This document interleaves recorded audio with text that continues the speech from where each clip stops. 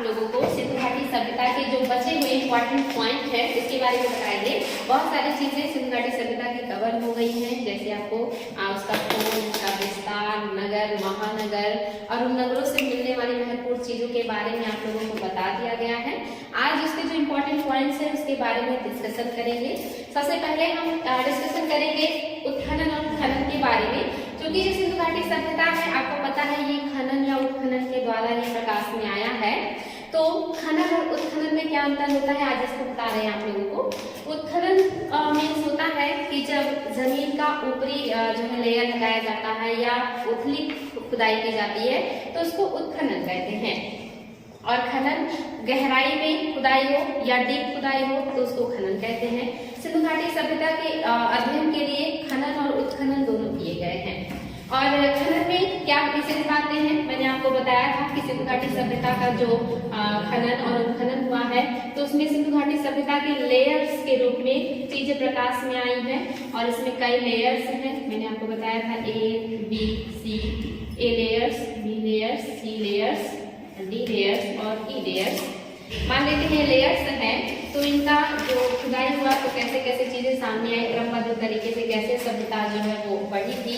मैंने आपको बताया था जो सबसे निचला परत है वहाँ पे जंगल या जो है पेड़ पौधे मिले हैं, और जो दूसरा लेयर था इसमें कृषि का विकास हो चुका था, यानी कि ग्रामीण व्यवस्था आ गई थी। तीसरे में उपनगर का विकास हो गया था और चौथे में नगर का विकास हो गया था। और फिर नगर के बाद जो है नगरीकरण हो जाता है या महानगरों का विकास हो जाता है और फिर धीरे धीरे करके सभ्यता जो है वो उसका पतन हो जाता है।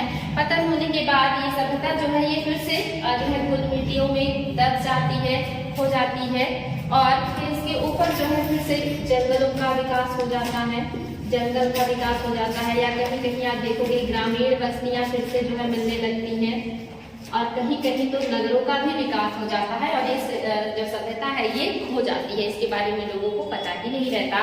लेकिन जब रेलवे लाइन बिछाई जा रही थी उस दरमियान हड़प्पा नाम का प्लेस सामने आता है और फिर खुदाई शुरू हो जाती है और इसका जो धीरे धीरे करके स्टडी शुरू हो जाता है, क्षेत्र विस्तार जानना शुरू हो जाता है। 1921 से खनन उत्खनन शुरू होता है और आपका 2021 चल रहा है। ये प्रोसेस अभी भी जारी है और सभ्यता के नए नए प्लेस जो है वो सामने आते जा रहे हैं। इसका क्षेत्र विस्तार बढ़ते जा रहा है। 9 लाख से शुरू हुआ था इसका क्षेत्र विस्तार और आज 16 लाख वर्ग किलोमीटर में इसका विस्तार हो चुका है।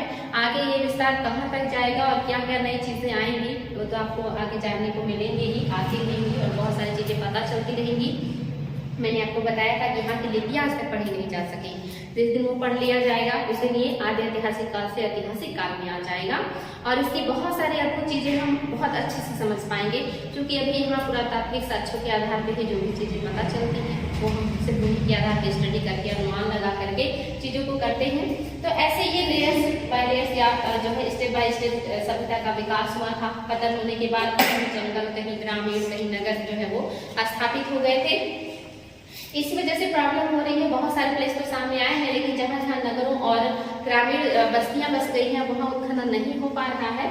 फिर भी जो सभ्यता सामने आई है काफी मतलब जो है ब्रॉड क्षेत्र में 3 देशों में इसका विस्तार है। अब मैं आपको आज क्या बताना चाह रही हूँ, तो बताना चाह रही हूँ कि उत्खनन में सिर्फ ऊपरी लेयर्स का खुदाई किया जाता है या उथली खुदाई की जाती है।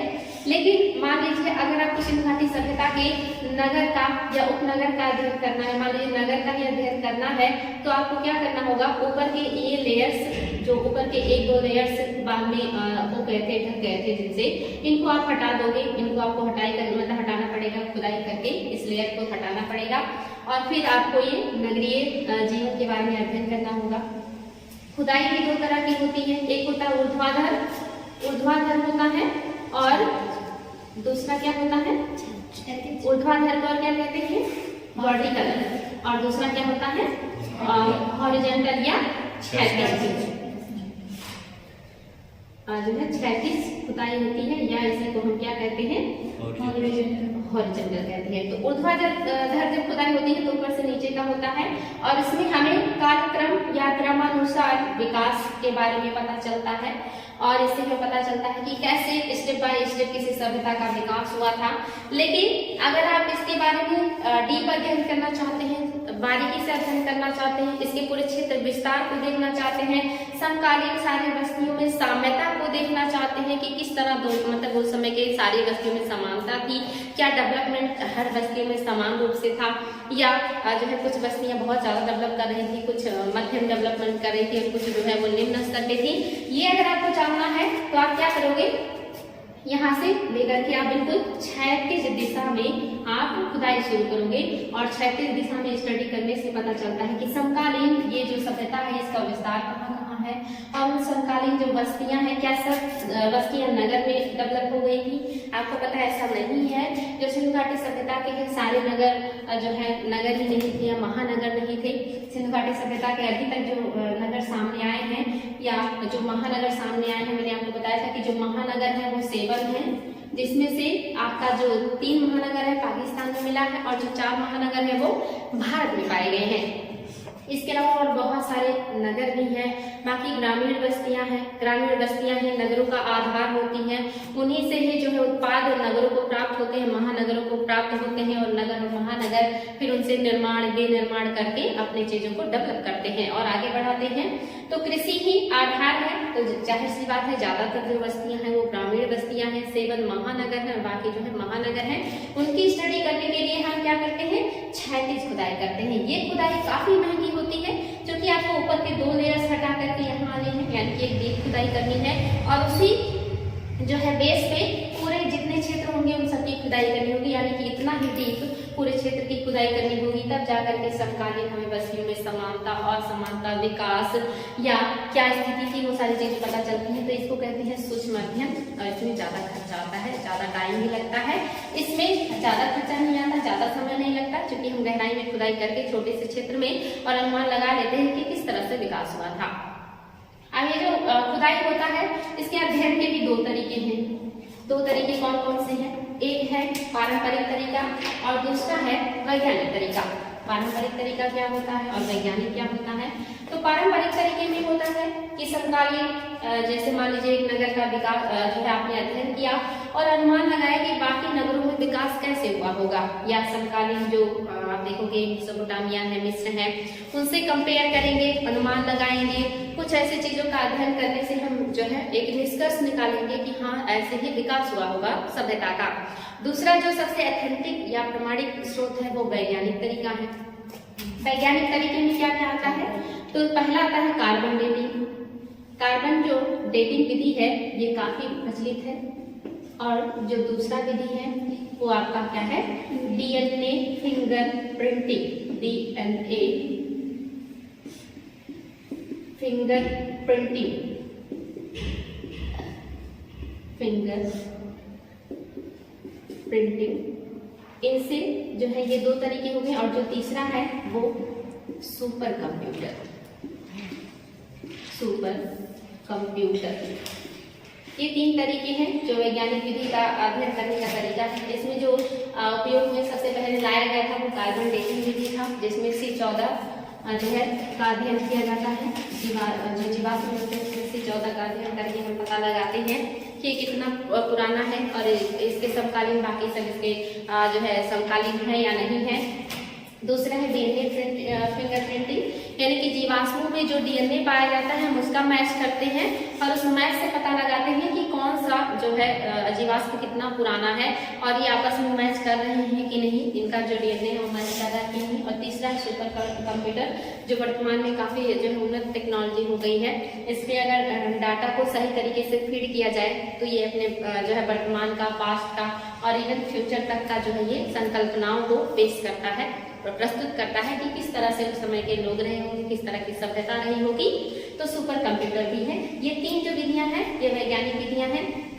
तो पारंपरिक विधि और कंप्यूटर और डीएनए और कार्बन डेटिंग विधि, यानी कि वैज्ञानिक विधियों के द्वारा, इन दोनों विधियों के द्वारा हम उत्खनन और खनन की हुई चीजों का अच्छे से अध्ययन करते हैं। तो ये हो गया आपका अध्ययन करने की विधि। अब आपको बताएंगे कि कैसे आपका प्रकाश में आ चुका है अध्ययन करने के तरीके हैं, जिससे हमें सिंधु घाटी सभ्यता के बारे में बहुत सारी चीजें पता चल चुकी हैं। आगे के बारे में अध्ययन के दरमियान आपका खनन हो गया। दूसरा है सिंधु घाटी सभ्यता में व्यापार। व्यापार के बारे में मैंने बताया था कि सिंधु घाटी सभ्यता का जो व्यापार था काफी उन्नत था। सिंधु घाटी सभ्यता का जो स्थिति थी व्यापार में वो अच्छी थी, यानी कि ये फायदे में रहते थे, हमेशा इनका जो है संतुलन व्यापार का बहुत अच्छा था। इसका जो स्रोत है वो मैंने आपको बताया था, पुरातात्विक स्रोत तो है ही, यानी कि सिंधु घाटी सभ्यता के सिक्के और वस्तुएं मेसोपोटामिया में, मिस्र में पाए गए हैं। मेसोपोटामिया की जो वस्तुएं हैं बहुत कम भारत में या सिंधु घाटी सभ्यता में पाई गई हैं। उसके पीछे रीजन है जो कि जो सिंधु घाटी सभ्यता के लोग थे वो जो मेसोपोटामिया के लोग थे वो सिंधु घाटी सभ्यता में ऐसी चीजों का निर्यात करते थे जो ज्यादा दिनों तक नहीं रहती है, यानी कि जल्दी नष्ट हो जाती है। जैसे कपड़े हो गए, जैसे आप देखोगे सुगंधित वस्तुएं हो गए, या चमड़े के उत्पाद हो गए, ऐसी चीजें उन्होंने सिंधु घाटी सभ्यता को निर्यात किया था जो जल्दी नष्ट हो जाते हैं, इसलिए उनका बहुत ज्यादा हमें यहाँ पे सामान नहीं मिलता है। लेकिन वहाँ की मुहरे जो बेलनाकार मुहरे हैं, जैसे शेर का अंकर है, इस तरह की चीजें प्राप्त होती हैं। वहां के जो राजा हैं उनका नाम सारगौन था, सारगौन, और इन्होंने अपने अभिलेख में सिंधु घाटी सभ्यता के व्यापार का उल्लेख किया है। उन्होंने अभिलेख में, उनका अभिलेख 2350 ईसा पूर्व का है, जिसमें उन्होंने जो है उल्लेख किया है कि सिंधु घाटी सभ्यता को वहां के लोग मेलुहा कहा करते थे, कि मेलुहा और मकनान या उस समय माकन कहा जाता था, और बहरीन, ये तीनों देशों के जो लोग हैं वो हमारे यहाँ बंदरगाहों में लंगर डालते हैं, उनके यहाँ से आयात निर्यात होता है। उन्होंने अभिलेख में इस बात का जिक्र किया है। मेलुहा भी सिंधु घाटी सभ्यता, माकन का मतलब वर्तमान का मकरान, जहाँ पे ग्वादर पत्तन बनाया हुआ है चीन में, वो क्षेत्र जो है वहां से भी जो सामान आयात निर्यात होता था। बहरीन, जिसको जो है मोतियों वाला देश भी कहा जाता है, उस समय उगते सूरज का देश कहा जाता था बहरीन को। इन देशों का उल्लेख किया उन्होंने अपने अभिलेख में कि यहाँ के लोग या यहाँ के व्यापारी हमारे यहाँ जो है लंगर डालते हैं।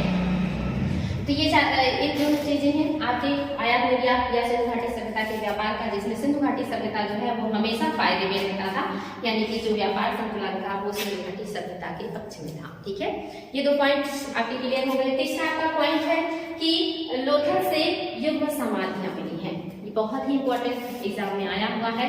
यहाँ से 3 युग्म समाधियां मिली हैं, यानी कि 3 जो है ऐसे समाधान किए गए हैं जहाँ पे पति पत्नी साथ में दफनाए गए हैं। यहाँ पे स्टडी करने के बाद विद्वानों ने ये भी निष्कर्ष निकाला था कि शायद यहाँ पे सती प्रथा जैसी जो है प्रथा का प्रचलन था, लेकिन बाद में इस मत को बहुत ज्यादा मान्यता नहीं दी जाती है, क्योंकि और बाकी जो भी मिले हैं नगर, वहाँ पे इस तरह का कोई भी साक्ष्य नहीं मिला है, तो हम इसको बहुत ऑथेंटिक नहीं मानते हैं। लेकिन हाँ, ये इम्पोर्टेंट है कि यहाँ से यानी कि लोथल से 3 युग्म समाधियां मिली हुई हैं। तीसरा जो पॉइंट है, सिंधु घाटी सभ्यता में फाख्ता पशु का साक्ष्य मिला है, सॉरी पक्षी का साक्ष्य मिला है। फाख्ता जो है ये कबूतर की प्रजाति का एक पक्षी है जिसको यहाँ के लोग पवित्र मानते थे, जिसको पूज्य मानते थे। फाख्ता वेरी वेरी इंपॉर्टेंट, ये यहाँ का पक्षी है जो पवित्र पक्षी माना गया है। और यहाँ का ईंट का अनुपात, जैसे वर्तमान में आप देखते हो जो ईंट का अनुपात है वो 4:2:1 का होता है, यानी कि जो लंबाई होगा वो 4 होगा, जो आप देखोगे चौड़ाई है वो 2 अनुपात में है, और उसके अनुपात में 1 अनुपात उसकी मोटाई है, यानी कि चौड़ाई 4 लंबाई 4 अनुपात का होगा, और उसकी अपेक्षा चौड़ाई 2 होगा और मोटाई 1 होगा। ये अनुपात काफी वैज्ञानिक अनुपात है जो उस समय सिंधु घाटी सभ्यता के लोगों ने अपनाया था, और वो आज भी चल रहा है, वर्तमान में भी ये चीजें चल रही हैं। तो काफी इंपॉर्टेंट है और काफी मजबूती से उन्होंने बनाया था। इन्होंने 16 के गुणक का प्रयोग किया था, यानी कि 16 दूनी 32, 64 और 128 इस तरह के मानक का प्रयोग किया था। आप जानते हो हम भी इस तरह के मानक का उपयोग किया करते थे, आज भी चलता है। 1 रुपए के में आप देखोगे 4 आना, फिर उसका 2 गुना 8 आना, उसका 2 गुना 16 आना जैसी चीजें हम भी उपयोग में लाया करते थे। इसके अलावा सिंधु घाटी सभ्यता की लिपियां, यहाँ की जो लिपियां हैं बहुत इंपॉर्टेंट है। अगर ये लिपियां पढ़ ली जाए तो फिर बहुत सारी चीजें जानने को मिलेंगी, बहुत सारी चीजें जो है नई है वो सामने आएंगी, और शायद सिंधु घाटी सभ्यता का इतिहास बहुत सारी नई चीजें लेकर के आए। और जिस दिन ये हो जाएगा उस दिन हमारे लिए बहुत अच्छा होगा, हमें अपनी सभ्यता के बारे में और भी बहुत सारी जानकारी मिलेगी। और शायद मतलब जो है कौन होगा महान आत्मा जो इस लिपि को पढ़ेगा, और वो कब होगा मालूम नहीं, लेकिन जिस दिन ये होगा वो दिन बहुत ही अच्छा होगा। हमें अपने सभ्यता के बारे में बहुत सटीक जानकारी मिलेगी और हम उसको और अच्छे से स्टडी कर पाएंगे और बारीकी से उस समय की चीजों को जानेंगे कि क्या था उस समय का यथार्थ। ठीक है, लिपियां क्यों फेमस है? क्योंकि जो यहाँ की लिपियां हैं वो क्या है, भाव चित्रात्मक है, यानी कि फिगर बना बना करके लोग अपने भाव को, अपनी बातों को अभिव्यक्त किया करते थे। वो फिगर के माध्यम से ही अपनी एक दूसरे से बातें किया करते थे, इसीलिए इसको भाव चित्रात्मक या इंग्लिश में इसको पिक्टोग्राफिक कहते हैं। पिक्टोग्राफिक, भाव चित्रात्मक, इंग्लिश में पिक्टोग्राफिक कहते हैं। यहाँ की लिपियां जो है ये भाव चित्रात्मक है। इनको लिखने की जो विधि है मैंने आपको बताया था, यहाँ की लिपियों को लिखने की विधि जो है वो दाएं से बाएं है, फिर बाएं से दाएं है, फिर दाएं से बाएं है और फिर बाएं से दाएं। यानी कि यहाँ पे क्या किया गया है, जहाँ पे ये लाइन खत्म होता था वहीं से शुरू करते थे और फिर जहाँ से खत्म होता था वहीं से ये फिर स्टार्ट कर देते थे। तो आप इसमें देखोगे दाएं से बाएं कौन सी लिपि लिखी जाती है, खरोष्ठी लिपि। खरोष्ठी लिपि, इसके भी एक तरीके से कहिए ये तरीका भी है।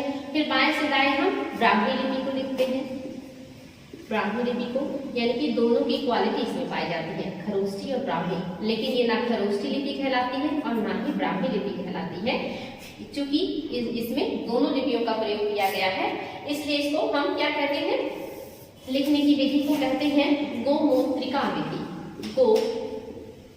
गोमूत्रिका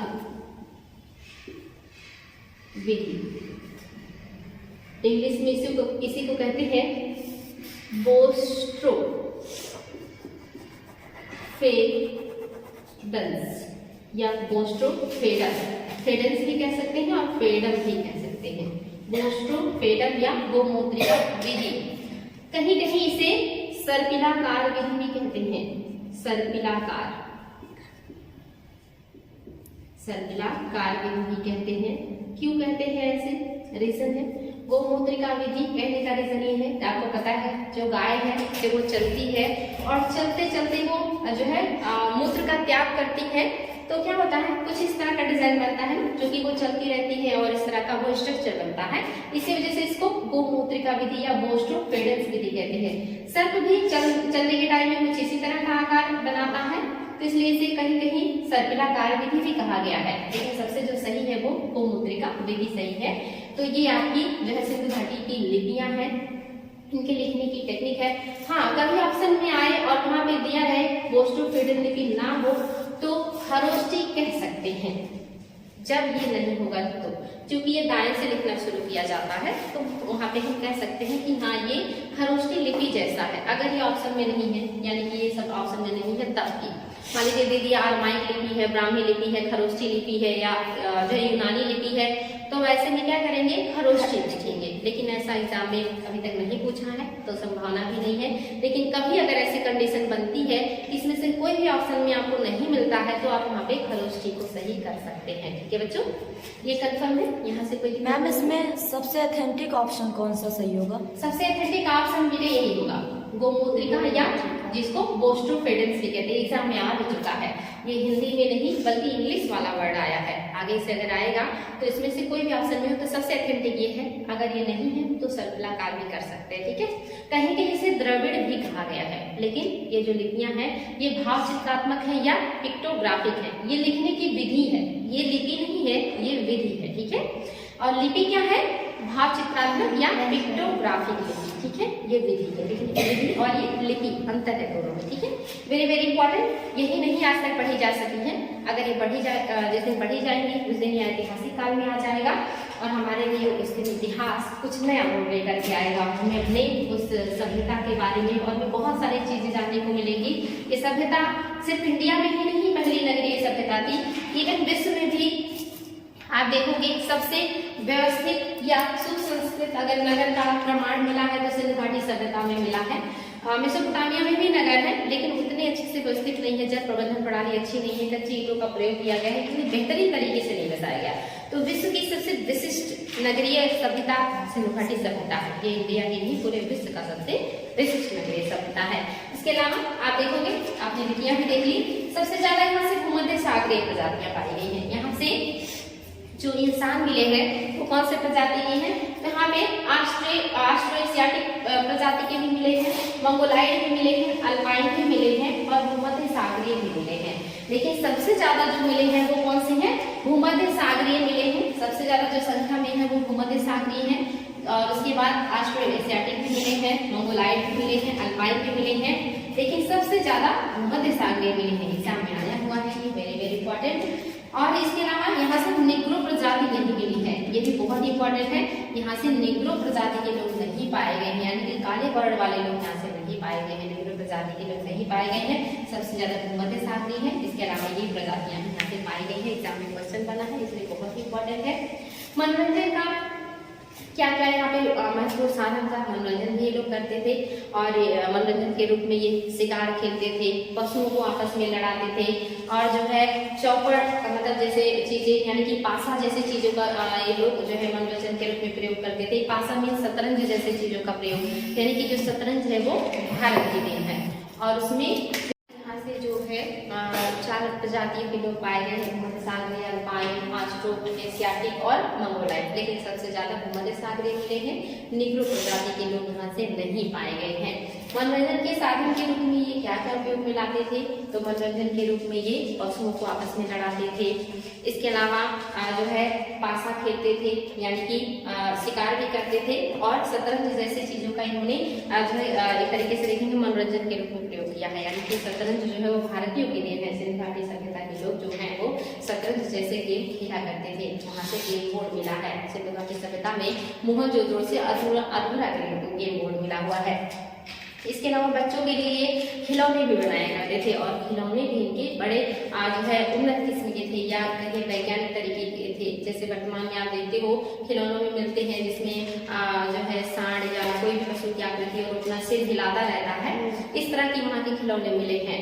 खंभे पे बंदर के चढ़ने और उतरने का जो है खिलौने का साक्ष्य मिला है, यानी कि बहुत वैज्ञानिक तरीके से ये खिलौने भी बनाए करते थे। इसके अलावा मनोरंजन के साक्ष्य के रूप में हो गया अंत्येष्टि। यहाँ के अंत्येष्टि प्रकार यानी कि समाधान जो है बहुत ही इंपॉर्टेंट है। यहाँ पे वर्तमान की तरह 3 तरह के समाधान का उपयोग किया जाता था। एक पूर्ण समाधान जो मोस्टली आप देखते हो हिंदू धर्म में इस तरह के समाधान का प्रयोग किया जाता है वर्तमान में भी। दूसरा जो किया जाता था वो आंशिक समाधान। आंशिक समाधान जो है वो पारसी धर्म के लोग ज्यादा जो है अपनाते हैं, और इसे काफी वैज्ञानिक समाधान भी माना जाता है, क्योंकि जो पारसी धर्म के लोग हैं वो मानते हैं कि आंशिक समाधान से जो जल है, वायु है, जो मिट्टी है उसकी शुद्धता बनी रहती है, प्लस जो है इंसान के मरने के बाद उसका जो शरीर है वो दूसरे जीवों के पेट भरने के काम में भी आता है। ये पारसी धर्म में बहुत ही जो है अच्छे से उपयोग में लाया जाता है आंशिक समाधान। आंशिक समाधान में होता क्या है, इसमें जब किसी व्यक्ति का जो मृत्यु हो जाता है तो उसके डेड बॉडीज को खुले स्थान पे या ऊंचाई पे रख देते हैं, उसके चील कौवे और जो दूसरे जानवर होते हैं उस मांस का भक्षण कर लेते हैं, और जो भी अवशेष बचते हैं हड्डियों के रूप में उसी को उठा करके जो है दफना दिया जाता है। इसलिए इसको लोग जो है काफी वैज्ञानिक और अच्छा विधि मानते हैं। तीसरा जो विधि है वो दाह संस्कार का है। दाह संस्कार का जो उपयोग है दाह संस्कार का जो उपयोग है वो हिंदू धर्म में होता है, लेकिन जो पूर्ण समाधान है वो आप देखोगे मुस्लिम धर्म में, जो ईसाई धर्म में इस तरह का वर्तमान में उपयोग किया जाता है। यानी कि जो समाधान विधि है वर्तमान में भी उपयोग में लाई जाती है। अलग अलग धर्मों में जैसे मान्यता है उस हिसाब से लोग इस समाधान को आज भी उपयोग में लाते हैं। तो ये जो है महत्वपूर्ण चीजें थी। इसके अलावा मूर्ति बनाने की जो विधि है बहुत ही वैज्ञानिक है। मूर्ति बनाने की विधि, यहाँ 3 तरीके की मूर्तियां बनाई जाती थी। पहले जो है वो धातु मूर्ति है जो सबसे विशिष्ट है, जो अपने आप में अद्भुत है। अद्भुत इसलिए है कि जो समय के लोग थे जिन्होंने इस तरह की मूर्तियां बनाई हैं वो काफी उन्नत किस्म की हैं। ये लोग जो मूर्तियां बनाते थे धातु की वो लुप्त मोम विधि के द्वारा बनाया जाता था। लुप्त मोम विधि क्या होता है, इसमें अगर कोई भी मूर्ति बनाना है, खिलौना बनाना है, कोई भी स्ट्रक्चर बनाना है तो सबसे पहले उसे मोम से आकृति दे देते थे, यानी कि मोम ले करके, और उससे जो भी मूर्ति बनाना होता था उसका स्ट्रक्चर बना देते थे। उसको बनाने के बाद उसके ऊपर से जो है गीली मिट्टी का लेप लगा देते थे। मोटा लेप होता था और उसको सूखने दिया जाता था। सूखने के बाद वो एक खोल के रूप में बन जाता था, और उसे पकाने के लिए यानी कि उस मूर्ति में होल कर दिया जाता था एक साइड, और उसको पकाने के लिए जो है भट्टी में डाल दिया जाता था। जब वो पकना शुरू होता था तो जो मोम होता था वो गर्मी पा करके पिघल के उस होल के रास्ते से बाहर निकल जाता था, और एक खोखली मूर्ति या एक तरीके एक खाका बन के तैयार हो जाता था। और जो भी धातु का उन्हें मूर्ति बनाना होता था, चाहे तांबे का हो, कांसे का हो, उसे वो पिघला करके उसी होल के माध्यम से उस खोखली मूर्ति में डाल देते थे। फिर जब वो मूर्ति यानी कि वो ठंडा हो जाता था धातु और मूर्ति का रूप ले लेता था, तो ऊपर के जो खोल होता था, जो कवर होता था मिट्टी का, उसको वो क्या करते थे, तोड़ के निकाल देते थे और एक खूबसूरत सी मूर्ति उनको प्राप्त हो जाती थी। जो आपने देखा था मोहनजोदड़ो की 10 इंच कांसे की नर्तकी मिली है डांस फॉर्म में, उसको भी लुप्त मुंह विधि के द्वारा ही लोगों ने बनाया है। ऐसे बहुत सारी मूर्तियों को, खिलौनों को जो है धातुओं की जो बनती थी, ये लुप्त मुंह विधि के द्वारा बनाते थे। लुप्त मुंह विधि को इंग्लिश में लास्ट वैक्स टेक्निक कहते हैं और इसके अलावा इसे मधुच्छिष्ट विधि भी कहते हैं। अगर कभी एग्जाम में आ जाए तो इसे मधुच्छिष्ट विधि कहते हैं, यानी कि जब मधुमक्खी के छत्ते से जो मधु होता है उसको निकाल लेने के बाद उस छत्ते को निचोड़ा जाता है तो मोम जैसी चीजें मिलती हैं, इसीलिए इसको मधुच्छिष्ट भी कहते हैं। इसको लुप्त मोम विधि भी कहते हैं, लुप्त मोम विधि भी कहते हैं और इसको लास्ट वैक्स तकनीक भी कहते हैं। ये तकनीक बहुत ही बेहतरीन है, वर्तमान में भी इस तकनीक का उपयोग करके मूर्तियां बनाई जाती हैं। चोल काल की जो नटराजन की प्रतिमा मिली है वो भी इसी विधि के द्वारा बनाई जाती थी। वर्तमान में इस विधि को जीआई टैग भी मिला है। इस विधि के द्वारा आज भी हम धातु की मूर्तियां बनाते हैं। ये जो विधि है या जो तकनीक है ये सिंधु घाटी सभ्यता के लिए है। लुप्त मोम पद्धति इसको क्यों कहते हैं, क्योंकि यहाँ पे मोम जो होता है वो लुप्त हो जाता है। गर्म करने के बाद जिससे मूर्तियां बनाई जाती हैं वो मोम लुप्त हो जाता है, गायब हो जाता है, इसीलिए इस विधि को लुप्त मोम विधि या जो है मधुच्छिष्ट विधि या लॉस्ट वैक्स तकनीक कहते हैं। ठीक है, वेरी वेरी इंपॉर्टेंट, एग्जाम में बहुत आता है ये। इसके अलावा ये मिट्टी की जो मूर्तियां बनाते थे, मिट्टी की जो मूर्तियां बनाते थे वो बहुत सुंदर नहीं है, बिकॉज वहाँ पे शरीर के जो पार्ट्स हैं वो अलग से बना करके चिपकाए गए हैं, जिसको चिपकवा विधि कहते हैं। कभी कभी ये मिलता है कि नहीं, यहाँ के जो लोग थे वो चुटकी से जैसे नाक बना लिया, एक गोल सा चेहरा बना लिया, फिर नाक उसमें लगाना है तो अलग से मिट्टी ले करके नुकीले नाक का स्ट्रक्चर बना करके फिर जो है चुटकियों के जो है एक तरीके से प्रयोग से इसको दबा दबा करके नाक को चिपका दिया जाता था और एक स्ट्रक्चर दे दिया जाता था। तो इसको जो है चिपकवा विधि के साथ साथ इसको जो है चिकोटी विधि भी कहा गया है। वेरी वेरी इंपॉर्टेंट, चिकोटी विधि यानी कि चुटकियों के माध्यम से नाक को, कान को अलग से बना करके चिपका करके उनमें ज्वाइंट कर दिया जाता था, इसलिए चिपकवा विधि या चिकोटी विधि, ये दोनों विधियों का जो है इन्होंने उपयोग किया है मिट्टी की मूर्तियां बनाने में। तीसरा जो विधि है वो इन्होंने उपयोग किया है पाषाण मूर्तियां बनाने में। यहाँ से बहुत ज्यादा जो पाषाण मूर्तियां नहीं मिली है और जो भी मिली है वो टूटी फूटी मिली है। पाषाणों की मूर्तियां कैसे बनाते थे, पाषाण का जो है अंग यानी कि हाथ, जैसे हाथ बना लिया, पैर बना लिया, तो उसको ये कैसे ज्वाइंट करते थे, तो ये मोस्टली नट बोल्ट का प्रयोग करते थे। पाषाण मूर्तियों को ज्वाइंट करने के लिए, उनके अंग को ज्वाइंट करने के लिए ये नट बोल्ट का प्रयोग किया करते थे। तो ये 3 तरह की मूर्तियां बनाते थे। एक धातु की मूर्तियां जो है लुप्त मोम विधि द्वारा, जो मिट्टी की मूर्तियां हैं वो चिकोटी विधि या चिपकवा विधि के द्वारा, जो है पाषाण मूर्तियां हैं इनको नट बोल्ट से ये मोस्टली जो है कसने का या एक दूसरे से ज्वाइन करने का काम करते थे। तो यहाँ की मूर्तियां थी जो काफी अद्भुत है, मतलब हर तरीके का इन्होंने मूर्तियां बनाई हैं। अब जो सबसे इम्पोर्टेंट पॉइंट है कि सिंधु घाटी सभ्यता की वर्तमान को क्या देन है, एग्जाम में ये मेंस में भी क्वेश्चन आया है कि उस समय का नगर नियोजन किस तरह से वर्तमान के चीजों को जो है रिलेट करता है या आउटपुट देता है, और वैसे ही यहाँ से क्या क्या मेन चीजें हैं जो जिसमें निरंतरता बनी हुई है, यानी कि तब भी उन्होंने उपयोग किया था और आज इसको वर्तमान में भी हम उपयोग करते हैं। जो सबसे ज्यादा इम्पोर्टेंट है वो ये है कि यहाँ का जो नगर नियोजन है, आप देखते हो चौड़ी सड़कें, चौड़ी गलियां, चौड़े जो है सब सड़कें यहाँ पे बनाई गई हैं। जैसे कि वर्तमान में जो गवर्नमेंट है रोड को चौड़ा करने का प्रयास कर रहा है ताकि जो यातायात है वो सुगम हो, भीड़ भाड़ ना हो ज़्यादा, तो उसके लिए सरकार भी चौड़ी सड़कें बना रही है और जो है बेहतरीन नगर नियोजन व्यवस्था कर रही है। तो बिल्कुल वहाँ से प्रभावित है हमारा, उनकी देन है कि वो हमसे कितने आगे थे इन सारी चीज़ों में। जो हम वर्तमान में कर रहे हैं वो हमारे पूर्वजों ने सदियों पहले ये चीज़ें कर ली थी। नगर में जल नियोजन जो व्यवस्था थी या जल प्रबंधन व्यवस्था थी, उस समय के लोग जो है घरों के पानियों को नालियों के द्वारा, सब नालियों में उन छोटी नालियों को या जो है पतली नालियों को फिर जो है चौड़ी नालियों में और उन चौड़ी नालियों को सबसे बड़े वाले नाले में कनेक्ट कर देते थे और वो नालियों के द्वारा पानी जो है वो नगर के बाहर निकल जाता था।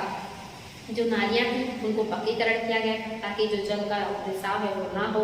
उनमें आपको मैंने बताया था मेन होल्स या नलमुखे बनाए गए थे कचरे को साफ करने के लिए। तो वर्तमान में भी हम क्या कर रहे हैं, नालियों का पक्कीकरण कर रहे हैं, उनको ढक रहे हैं ताकि जो पानी है वो जो है नगर के बाहर निकल जाए, गंदगी ना हो, उसमें मच्छरों का जो है बसेड़ा ना हो। इस तरह की चीजों को हम वर्तमान में उपयोग कर रहे हैं, यानी कि कहीं ना कहीं सिंधु घाटी सभ्यता की देन है ये। और आप सोचिए कि जो वर्तमान में हम शौचालय घरों में बनाने का हमारे प्रधानमंत्री जो है कोशिश कर रहे हैं कि जो हमारा देश है वो ODF मुक्त हो जाए, यानी कि खुले में शौच लोग ना जाएं और जो भी हो वो व्यवस्था घरों के अंदर हो या फिर बंद जगहों पे हो। तो ये व्यवस्था सिंधु घाटी की सभ्यता के लोगों ने तभी कर रखा था। मोस्टली जो महानगर मिले हैं, जो नगर मिले हैं, वहाँ पे मकानों में किचन के साथ साथ शौचालय भी हुआ करते थे और लोग ODF मुक्त या एक तरीके से कहीं नगर व्यवस्था का उन्होंने किया था। वो कितने हमसे बहुत, उनकी जो सोच थी हमसे बहुत आगे की, बहुत उन्नत थी। हम उस चीज को आज कर रहे हैं क्योंकि हमारी गवर्नमेंट भी इसको बहुत तेजी से वर्क कर रही है, तो कहीं ना कहीं उससे प्रभावित है। आप देखोगे उसमें निरंतरता आती है। जो सूती कपड़े हैं, ऊनी कपड़े हैं, ये सिंधु घाटी सभ्यता के लोगों ने ही बड़े पैमाने पे बनाया था। विश्व को जो है सूती कपड़ा पहनना हमने सिखाया, कैसे कपड़ा बनाते हैं और कैसे उपयोग में लाते हैं, सिंधु घाटी सभ्यता ने पूरे विश्व को सिखाया है। ये हमारी संस्कृति की देन है। इसी वजह से जो यूनानी है वो यहाँ के जो है कपास को सिल्टर कहा करते थे, क्योंकि उन्हें यहीं से सारी चीजें मिली थी। हालांकि कपास का उत्पादन मेहरगढ़ में शुरू हो गया था नवपाषाण काल में ही, लेकिन जो बड़े पैमाने पे वस्त्र बनाना शुरू किया सिंधु घाटी सभ्यता के लोगों ने, विश्व में निर्यात करना शुरू किया सिंधु घाटी सभ्यता के लोगों ने। तो कपड़े का भी आप देखोगे जो इतिहास है बहुत पुराना है, सिंधु घाटी सभ्यता से ही है। इसके अलावा ये शाकाहारी मांसाहारी आज भी हमारे भोजन में शाकाहार और मांसाहार जैसी चीजें हैं। आप देखोगे अंत्येष्टि का जो प्रमाण मिला है पूर्ण समाधान हिंदू धर्म में, सॉरी इस्लाम में और क्रिश्चियन जैसे धर्मों में अपनाया जाता है, वहाँ ये सारी चीजों का उपयोग किया गया है। आप देखोगे दाह संस्कार हिंदू धर्म में अपनाया गया है।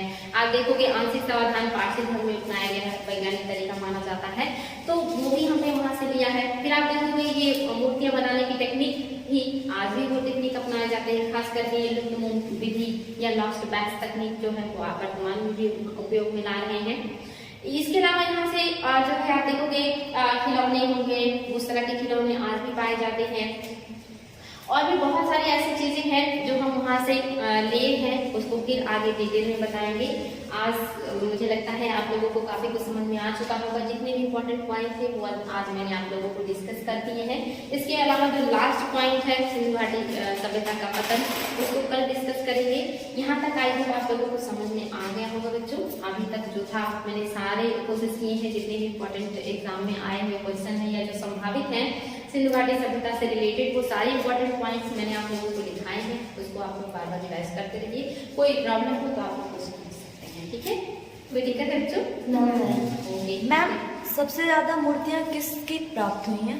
सबसे ज्यादा मूर्तियाँ जो है बच्चे यहाँ से आप देखोगे मिट्टी की मिली हुई है, मृद मूर्तियाँ सबसे ज्यादा पाई गई हैं। और मैंने आपको बताया था मृद मूर्तियों में सबसे ज्यादा महिलाओं की मूर्तियाँ मिली हैं और उनके पूजा का साक्ष्य मिला हुआ है। तो मिट्टी की मूर्तियाँ ज्यादा मिली हैं, उसके बाद धातु की मूर्तियाँ मिली हैं, पाषाण की सबसे कम मिली हैं और जो भी मिली है वो खंडित अवस्था में मिली है, ठीक है?